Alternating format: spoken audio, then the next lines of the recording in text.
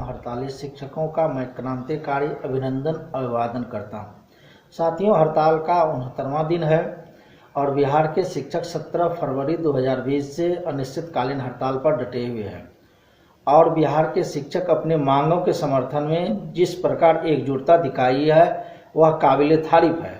सर्वप्रथम मैं पुनः उस तमाम क्रांतिकारी शिक्षकों को जो सरकार के विभिन्न तरह के षड्यंत्रों का शिकार बनते हुए भी अपने हड़ताल में अपनी एकजुटता का प्रदर्शन किया है, वो धन्यवाद के पात्र हैं। साथ ही वैसे साथी को भी हम धन्यवाद देना चाहते हैं जो हड़ताल से भटके थे और पुनः हड़ताल में आ गया।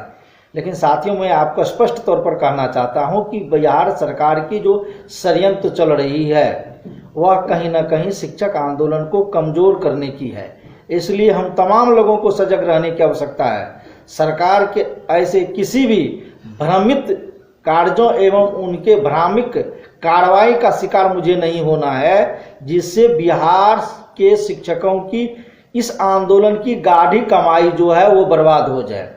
और मैं इस बात से भी अवगत हूँ और जानता भी हूँ और बताना भी चाहता हूँ कि जो अभी परिस्थिति है यह परिस्थिति शिक्षक आंदोलन के इतिहास में स्वर्ण अक्षरों में लिखी जाएगी कि अभी की हालात और परिस्थिति अब शिक्षक आंदोलन के अंतिम चरण पर पहुंच चुकी है।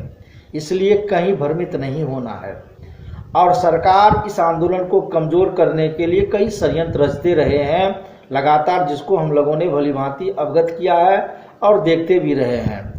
इसलिए हम आपको इस बात से स्पष्ट करना चाहते हैं कि कल बिहार सरकार की शिक्षा विभाग की वीडियो कॉन्फ्रेंसिंग थी और सभी जिला के शिक्षा विभाग के अधिकारी ने बिहार के शिक्षकों की हड़ताल के संदर्भ में जो समीक्षा रिपोर्ट सम्मिलित की वह यह स्पष्ट कर दिया कि बिहार के शिक्षक अपने हक के लिए किस प्रकार कृत संकल्पित है, अपने हड़ताल में डटे रहने का उन्होंने इसका प्रमाण दिया है।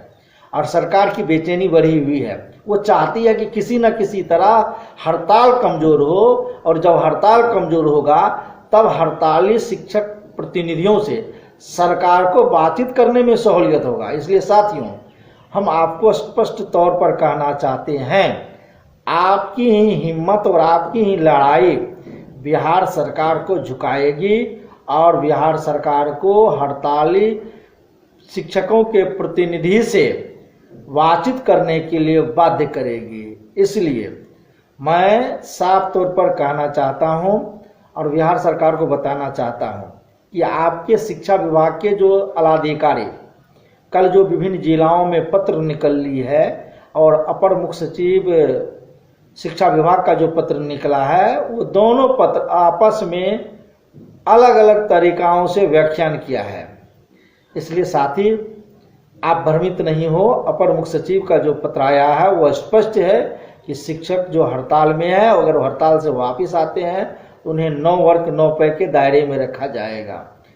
इसलिए आप सरकार की दमनात्मक कार्रवाई को समझ रहे हैं, इसलिए आपको ज़्यादा बताने की आवश्यकता नहीं है। मुझे सिर्फ यही कहनी है कि आप हिम्मत के साथ रहिए और सरकार से भी हम यह कहना चाहते हैं कि आप भी किसी भ्रम में नहीं रहें कि हम तरह तरह के प्रलोभन देंगे और शिक्षकों को भ्रामित कार्रवाई और भ्रामित पत्र निकालकर अपने भ्रम में फंसाएंगे। यह बिहार के शिक्षक फंसने वाले नहीं है, वह आर पार की लड़ाई करने के मूड बना चुके हैं, इसलिए कहीं भी भटकने वाले नहीं है।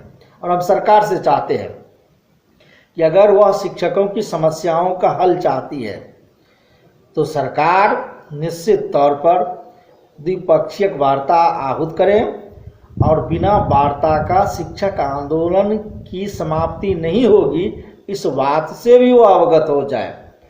चाहे वह जितनी चालाकी करे, कोई चालाकी उनकी नहीं चलेगी। शिक्षक एकजुट होके अपने मांगों के लिए जो लड़ाई छेड़ी है उस मांगों को लेकर लड़ेगी और वह मांग पूरा करवाएगी। इसके लिए वह कृत संकल्पित है, दृढ़ संकल्पित है और आंदोलन में डटे हुए हैं।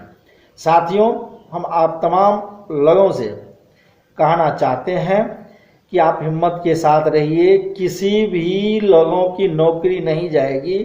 किसी भी शिक्षकों की जो वेतन वर्तमान समय में 9 वर्ग 9 पे का सरकार ने फरमान जारी किया है वह कोरा कागज साबित होगा। इसलिए आप हिम्मत के साथ लड़ाई में डटे रहिए। सरकार को तमाम दमनात्मक कार्रवाई भी वापस लेना पड़ेगा और आपकी जो मांग है उन्हें पूरी करनी होगी। इन्हीं चंद बातों के साथ जय हिंद, जय शिक्षक एकता।